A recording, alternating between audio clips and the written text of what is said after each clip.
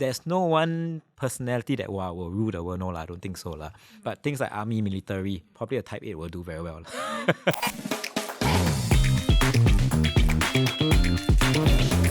In the current workplace, now we have a mix of Gen Zs and millennials, right? Do you think their personality types are different across these generations? So for example, maybe for a Gen Z, being confrontational is they will set very strict boundaries, for example. Or for example, something that bothers them, they will tell you immediately. But for millennials, maybe it might be presented in a certain way. What do you think of that? I personally feel that it's not a generation thing, right? Because I have 2 sons. After going through the course, right, I also try to help to type them so that I can understand them a bit better. And actually, their core I can tease out their core quite easily, right? So they are Gen Alpha, right? I think, right? So even the Gen Alpha also show different personality types. So I feel it is not a generation thing. It's probably how they communicate, which is different. So you can be a type 3 millennial. You can be a type 3 Gen Z, right? But the way we communicate, the things that we are exposed to may be different. So for example, for me, right, because I'm in a stage of life where my family is what I value, so my actions will gear towards that, right? To build a happy family, right? To spend more time with my family and everything. But for Gen Z type 3, maybe for them, right, their motivation is, hey, I want to be the gamer. Yeah. I want to be the top Dota gamer. I want to be the top Minecraft or Roblox creator, right? Or top YouTuber. And then that's where their type 3 will come out. They will express it in that way. Depends on the stage of life and also environmental factors, not just the pure innate factors. Correct. Because actually the one thing that I was quite I was quite amazed by, right, is different countries, right, have different core types also. Oh, what do you mean? So for example, Japan, right? How do you view Japanese culture? Very shy. Very shy, very peaceful, right? They don't like conflicts. Which type do you think they are? Type 9. Yes. Singapore, meritocracy. Right, we talk about achievements, right? From young, right, we'll talk about results. Which type does it? 3. Type 3. So actually, even though we grew up in this culture, it doesn't mean that we are type 3, right? But unfortunately or fortunately, the type 3s will thrive, Okay, sure. right? In this, then the type 9s will thrive in Japan. Actually, not really, but they will fit in better, right? They won't feel that. So it's more of how we are, why we are like that, and where we grew up in also all makes a difference, or how we grow up, right? What kind of environment also makes us who we are. That's why everybody is all unique. Even though I said the 5 of us type 3s, right? All of us are very different. Then, for example, certain types, because of their certain characteristics, may be more suited towards certain career paths. Then, for example, if you are an engineer, are you supposed to be only a certain type, or how does it work? If you're talking about corporate setting, right? I think every corporate setting have different roles in there, but if it's a specific job Specialist. or specialization, engineer or computer scientist, I think the type 5s will rule it. I'm in the wrong career. Not really. Change now. Right? Because they go very deep, right? They can dig very deep. They do research, and they would probably do well in research as well. I did my honors here in research. I concluded I can't, even though I ended up being a valedictorian. But then, no, it's not me. Right? So that's not something that is natural to me. Right? I prefer more task oriented. That I don't need to research and come out with no results. I like results. So you see, it's that in that sense, yes, I think certain careers probably better fit certain types. But then if you think about it, I also know of CEOs. People always think that a CEO must be type 3. No. Right? I know of very successful CEOs who are type 9. Why? Then be like, type 9 peacemaker can be CEO, man. Yes, because certain companies, right, at certain stage of their career growth or the company growth, right, they need someone to gel everybody together because there's too much chaos. Maybe after an M&A. Then then they need somebody who's more soft to gel everybody in the company together. Then to be a people person. It's a people's person, exactly. So that's where a type 9 leader will come in to, that's where they will have that togetherness lah, right?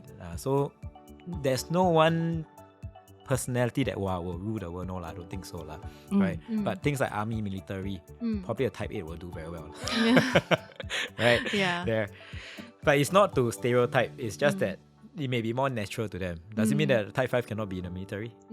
Probably not lah. I mean, they can talk about training. They can do training policies. They can do a lot of other roles that fit them best. So as leaders, I think we need to acknowledge that every person is unique and has their own strength. It's up to us, right, to understand their strength, right, so that we can leverage on their unique talents and strengths better as a team. So not to categorize them, but more to like really understand where they can shine in like a career path or even like in corporate setting, for example. Yes, exactly. Yeah. So I agree with you. Like for example, like you mentioned, what a good leader is to place like a bright person like in the right environment where they can maximize their potential, right? So as a leader, how do you like use your employees' personality types to kind of like allocate what kind of work to them? So for specific examples, maybe, right? So for example, somebody who, like I shared just now, if it's SOP driven, I will ask the type 6. Hey, we have this concept and everything, and maybe a colleague who's type 5 has the data and everything. Hey, can you come up with some step-by-step SOP? Wow, they will love it. Really, they will not just do it, they will thrive in it, right? Planning for company trips or planning for team trips. Who will you look for to plan? Like, let's say I need to choose 3 people. I'll probably choose a type 6. They will think of all the contingencies, right? Because for me, when I travel, actually it's quite true, because I travel with colleagues before, right? For me, right, I just go there and wing it on. I just say, hey, I want to go here. Okay, let's go. Then got once I actually went to a museum and realized that it's closed. So we went all the way there and realized that, hey, why is it closed? Right? But if I have a colleague who's planning for it and she's a type 6, right? Or it won't happen one. So the itinerary is like got the must pack a bag, then your bag must have a Ziploc bag, then your Ziploc bag must have another bag, then you pack everything together. Then must put an Apple AirTag in there. Can you imagine like the itineraries Excel? Time. Yes, and they will plan few months ahead, right? They cannot work with sudden, right?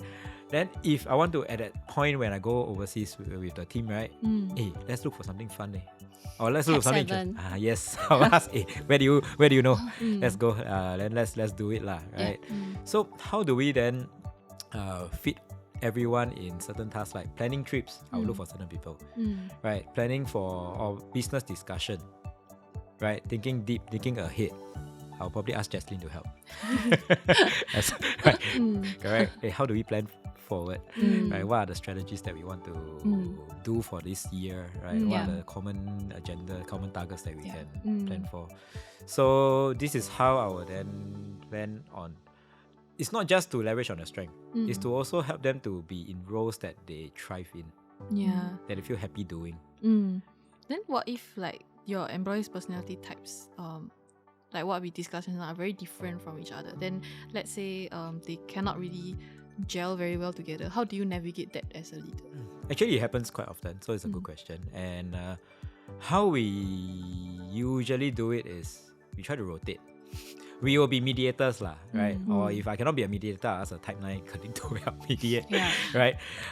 So we will try to mediate the relationship and to help, actually to do this Enneagram test, right? It helps, already is one step to help them understand each other's motivation, core types, core personality, core motivation, right? But if conflict still happens, which it will happen, right? It's up to us to then try to understand why it happened, to mediate it.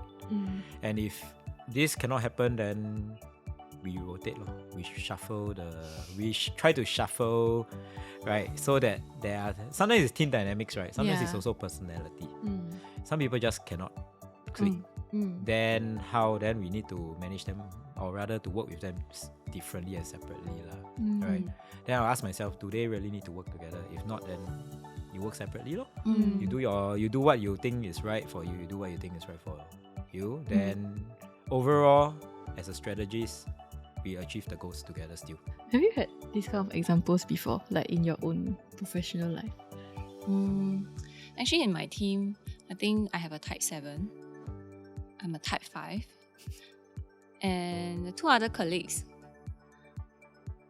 I'm not so sure yet. Yeah, but for me, I can actually relate, like when I'm because sometimes when I'm too focused, right, I'm very dense. So I need some like, you know, additional element to help me to perk me up. Then I'll turn to my type 7 colleague, and then she will give me like some silly faces. Yeah, so in a way, it doesn't mean that we don't work well together, but we are still, like, you know, friends, which helps to complement each other. Because the type 7, I feel like personally, they don't mind being the person to not saying like don't mind being the person that, you know, just be foolish, be silly, just to make the situation better. So we need people like that. Yes. Yeah. More bubbly people. I love working with type 7 because they help to lighten the mood. Yeah. Right, and they are the fun. They are the fun of the team. Right, but sometimes too fun, they get carried away, right? Then we need to pull them back. Yeah. So eventually, you really need people to complement each other. Like. Yeah. So those are like we have talked about like these personality types in career, right? But do you think people's personality types come out a bit differently across like career, love life, even, or like their own friendships? Actually, as I mentioned earlier on, right, I feel when you do the Enneagram test, right, the actual test per se, we should always put ourselves in our base, what we feel most comfortable with, right? Not in a certain role, like our work role, our family role. Then you can fully really see what your innate core type is, right? But when we work, when we are with our family, when we were with our friends, right? Sometimes we put on a different front, right? For practical reasons. Like you cannot say that, hey, type 5, right? You meet CEO, you just go and hide one side, right? No lah. I mean, that doesn't work that way, right? So we still have to put ourselves in a certain role, and that's where we have to then strengthen our other weaker types of personality, because this is where balance comes in, right? Doesn't mean that I'm type 5, I have the excuse to I go means go, I don't care about other people's feelings. Like for me, I also balance myself up, like, hey, sometimes I need to slow down, right? Because me running fast doesn't mean that other people will catch up. I need to help my team to also grow together. Then that to me is success. To me. So over the years, right, I think it's age is wisdom, I don't know, but I was very ambitious, right? And you know, you always hear this thing, right? If you want to run fast, run alone.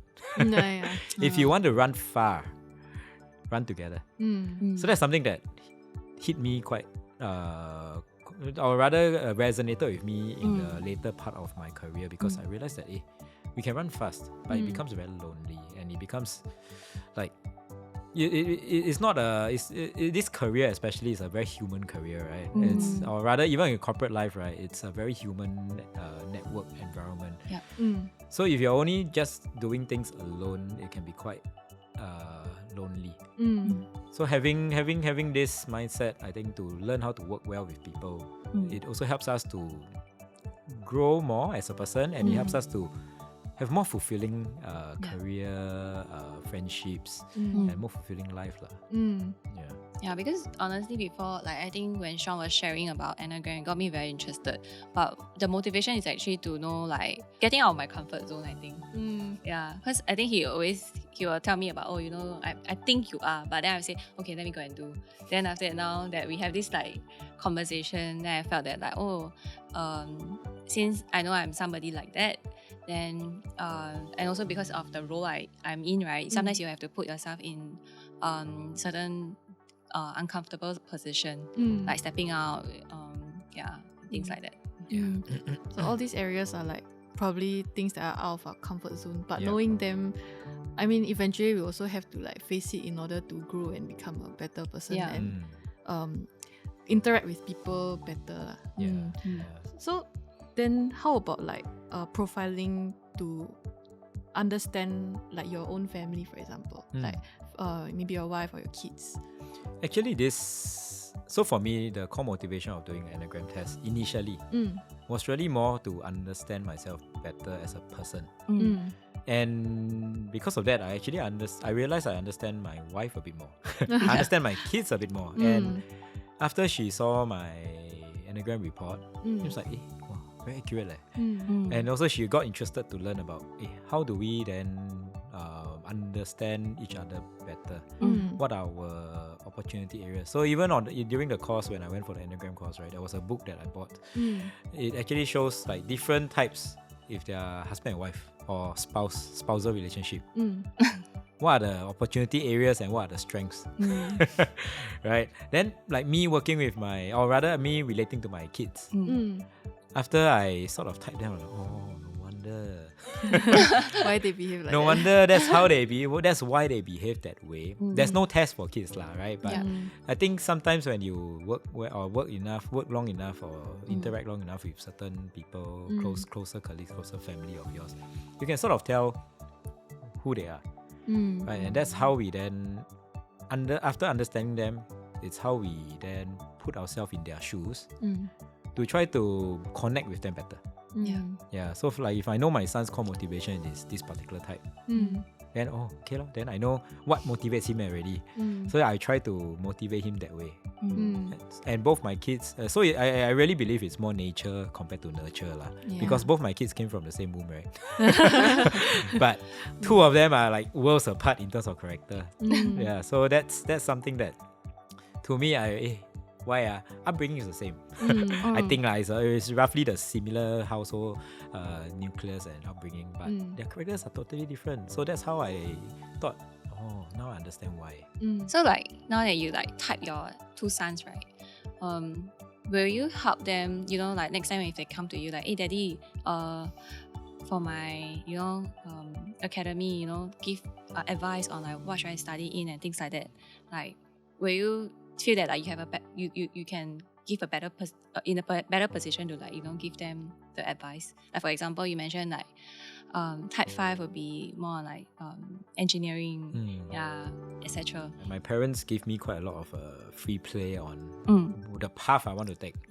So that's the same kind of philosophy I have, because I will not want to determine. I think the strongest motivation is always innate. Right? So I rather let them build and develop their own interests and their own what they want to do. I probably wouldn't interfere with that. But guiding them on learning, like how to learn new skills and everything, right? I think that will help when I know their types. For example, if I know they are type 3, I put a price off. Right? So that they sort of have something to work towards, right? Yeah, go towards. If I know my kids are type 9, you put a price there, they don't care one. Right? Okay. I rather give them. So for them, then I will have happy meal. maybe not happy meal, but bringing them out sometimes. They feel loved and telling them that it's okay, you can do well, it's okay, you don't do well, it's okay. I think sometimes they will feel like then I do better, right? Because I know no matter how I do, I will still be loved. Right? Then type 7 is, you have to make it fun. If learning has to be fun. It has to be fun. Then you will probably have to bring them through games, learning, right? Then they will probably learn faster also. I'm also a very hands-on person. Because I do have some type 7 in me as well. So that's where if it's not fun, I may not learn as fast. I can still do it, but may not be as fun to me. Not be able to absorb as much. Yes, so it's not so much on like, because they're like this, then I want them to be engineer or what. I don't think that works. I don't think it works that way, because like maybe careers and occupations will change drastically in the next 20 years, right? So, True. So helping them go towards engineering, next time only engineers already. I got AI already, then how? Or like us, like if we study one thing, then we work another thing also, exactly. Right? So you see, I was life sciences, and now this is a totally different career path that we took also. So I think it's more to help them learn faster, or help us to help them learn better. We can do things that are within our control, but a lot of things not within our control as well.